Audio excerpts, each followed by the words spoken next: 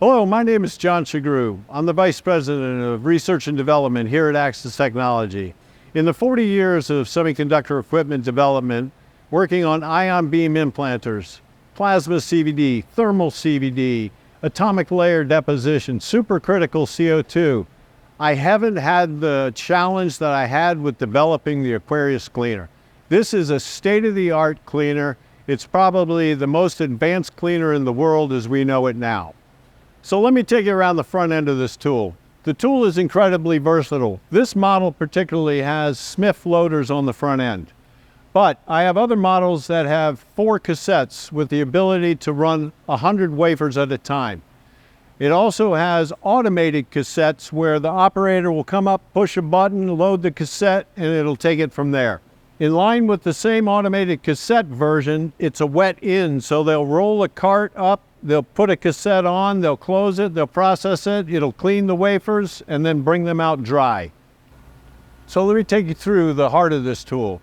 This tool has 4 brush box stations, which means that I have 2 pairs of brush boxes where I can run 2 different chemistries in parallel with each other.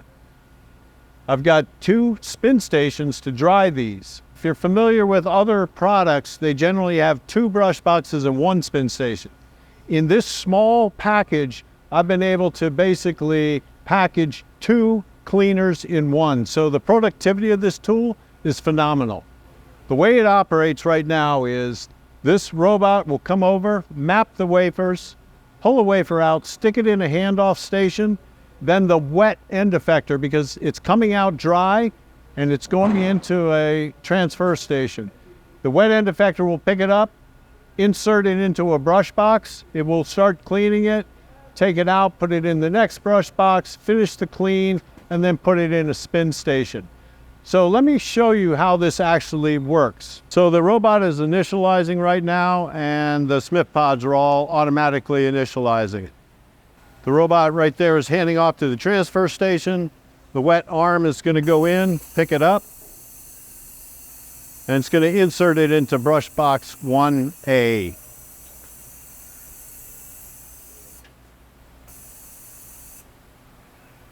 Now the sequence is started for that particular wafer. It's going to grab another wafer and keep repeating this, and it will run it until all 25 wafers are completed.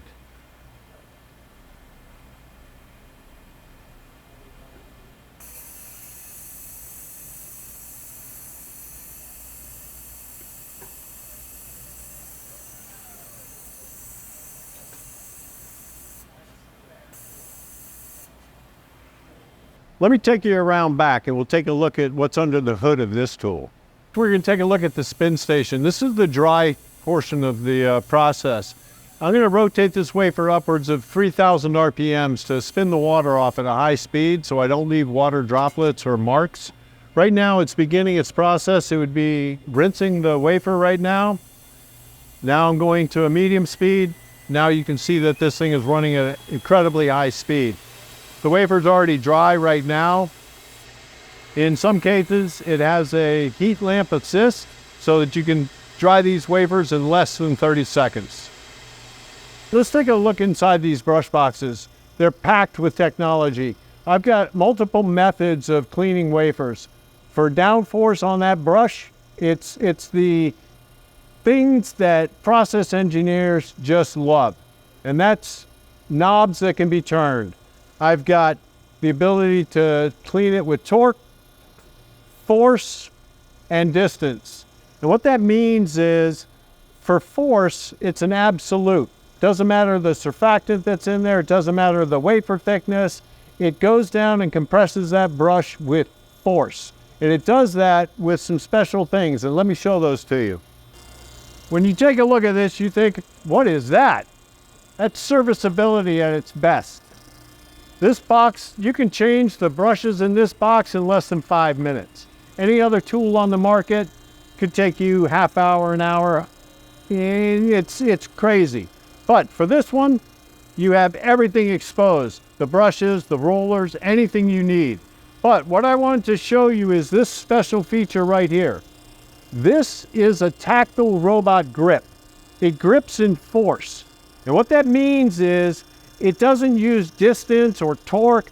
It looks at the amount of force that is being applied to those grippers. And what that means is it could pick up a grape without crushing it.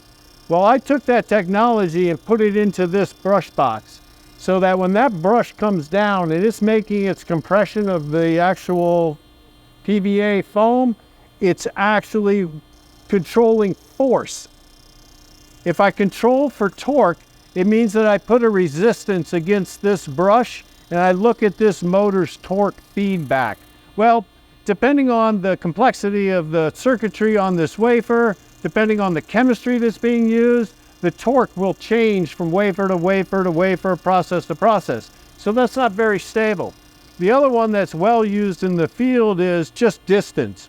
You go down, you set a distance, and then you compress it by 0.5 millimeter.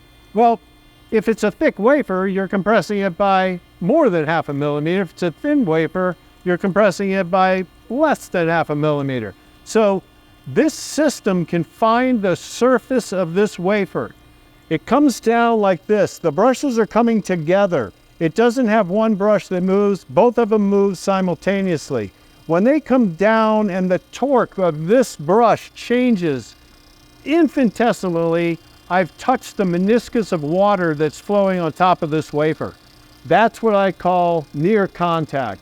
From there, the process engineer can pick force to control, it can pick torque to control, or it can pick distance to control.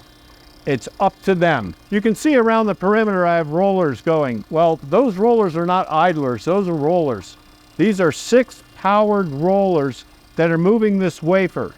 What that means is I don't have to spin in one direction. I can spin it clockwise or counterclockwise. I can turn these brushes independently from clockwise to counterclockwise.